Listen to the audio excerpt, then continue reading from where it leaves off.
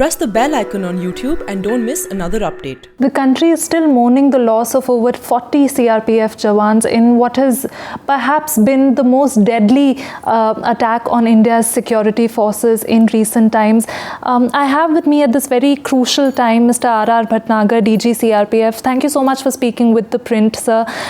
So first things first, I know it's easier said than done, but can you explain to us whether this attack could in any way have been prevented? See, we have been very successfully running our convoys. For the last 2 years, there have been no attacks on our convoys. We have successfully prevented them. Previously, if you see the previous history, there were very frequent attacks on the convoys. So, this is a new kind of threat which has emerged.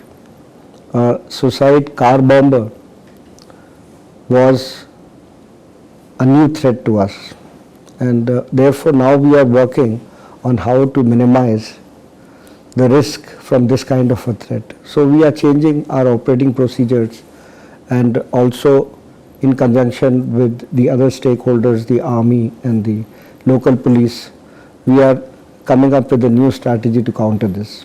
Right. Sir, yes, I understand that you'd be tweaking some of the SOPs. Could you run us through some of the possible changes that we might see in the future as far as SOPs are concerned? See, one is that in view of this new threat, we would see how we can control the threat from a moving vehicle. So we would have to factor that in. Apart from that, if we could get more synergy from all the forces which are operating in that region, and also work with the army to see that our convoys are properly coordinated, so that the forces on the ground have to operate between a certain time period. And apart from that, the anti-IED measures that we would like to put in place. So these are some of the steps that we are planning to take, and we have already, 2 convoys have been successfully already concluded. And also one has to realize that convoys are not just from Jammu to Srinagar. They are also from different locations, from Srinagar, from Jammu, and from other locations also. So we have to see what is the kind of traffic, what is the kind of locality, what are the kind of roads. So all the threats need to be factored in to be able to make a security scheme so that we can protect our people while they are on the move.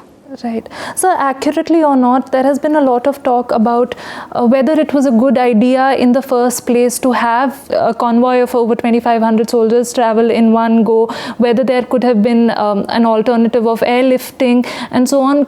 In retrospect, was it a good idea to have 2,500 CRPF soldiers travel in one go? I understand that there were issues of the weather and so on, but now in hindsight, the length of the convoy is not such an issue. And during the winter months and the monsoon months, sometimes convoys are very large. This time also the convoy was being run after almost a gap of 10 days. And the vehicle, the 5th vehicle from the front was hit. So the length of the convoy is not really an issue in this. And as far as airlift is concerned, airlift can only supplement. It cannot replace the convoys. The convoys would always be there. All this talk about, oh, why was such a large convoy on the move at the same time, all this is unfounded in some way, you're saying? Yes, we have been doing it earlier also, and sometimes it is a requirement. So it is, I think the issue is not of much relevance. Speaking of intelligence, people are asking questions that how is it that even if such a large convoy was on the move, a terrorist, a local militant was aware of this movement, and of course there are indications that this person is not alone in this attack. Do you suspect there was an intelligence leak in some way? You have to understand that these convoys are visible things. They are on the highway, and civilian traffic is also allowed. They leave from Jammu at about 3:30 in the morning, so they travel a long distance. So there is no question of an intelligence leak about a convoy. A convoy is a very visible thing. It can be seen by anybody and everybody on the road. I would like you to at this occasion also throw some light on this increasingly emerging threat of local militancy in Kashmir. Local militancy has been on a high in the last 4 to 5 years. Is local militancy in Kashmir becoming the most potent threat at this point? See, most of the tanzeems have foreign terrorists, as well as there is some local recruitment, and therefore there are some local members. You would have seen that the number of terrorists who have been neutralized last year was the highest, and a lot of the commanders of many tanzeems have been eliminated. So recruitment has been a cause of worry, though in the last few months recruitment has substantially come down. It has come down? Yes. Would you agree that local militancy at this point is a bigger threat than the threat outside that's coming from outside?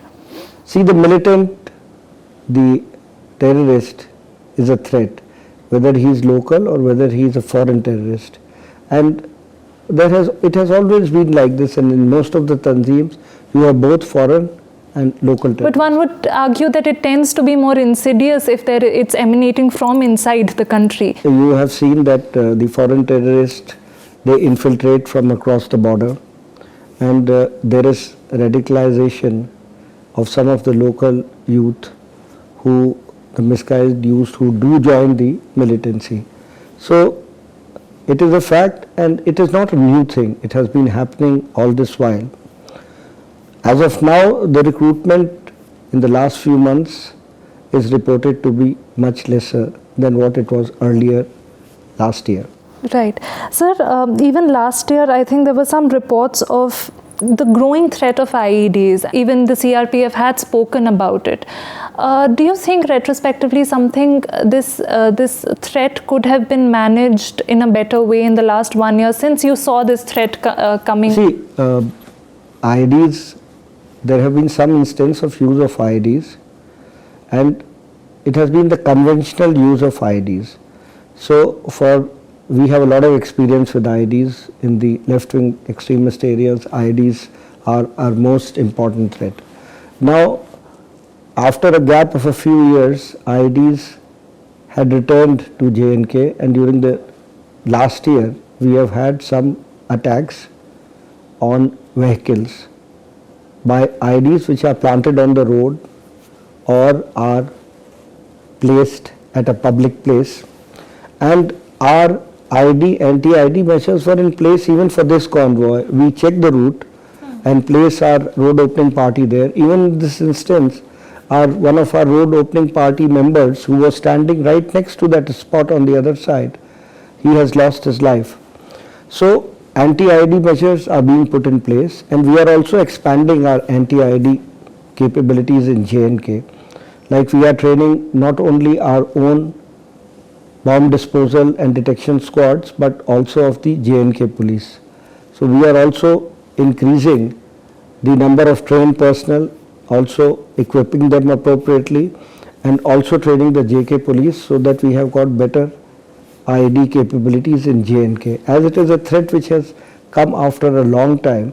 But the difference here was that the conventional IED threat that we had been operating along is different from a vehicle-borne Fedayeen bomber.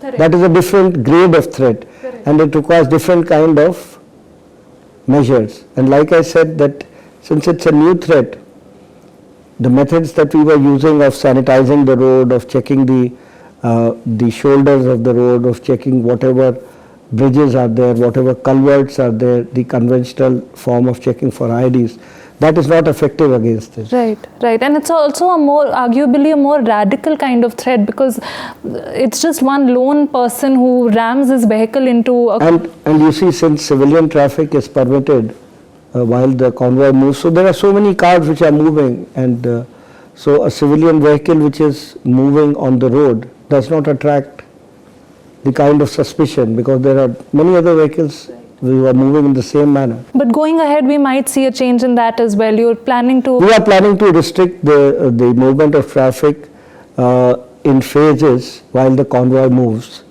so that we do not face traffic en route, and also the public is also not inconvenienced for a long time. So we are trying to build up our methodologies so that we are able to achieve our objectives without blocking the road for very long. Mr. Bhatnagar, thank you so much for speaking with The Print at this time. Thank you, sir. Thank you.